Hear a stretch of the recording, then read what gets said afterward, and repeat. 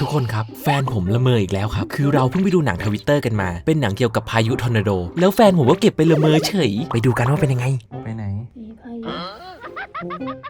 มีพายุมาเหรอพายุใหญ่ไหม ไป ต้องไปแล้วเหรอมันมายัง ไป ไปยังไง จะทันเหรอ ได้ ได้เลย แล้วเราไม่ไปหยุดพายุเหรอ หัวหยุด แล้วพวกเราอะไม่ไปช่วยหัวหน้าเหรอ หนี หนีอะไรหนีอะไรมาคุยกันก่อนมาคุยกันก่อนฝันเห็นอะไรเร็วเนี่ยตอนยังจำได้เนี่ยฝันเห็นอะไรคุยกันก่อนไม่ได้ฝันอะไร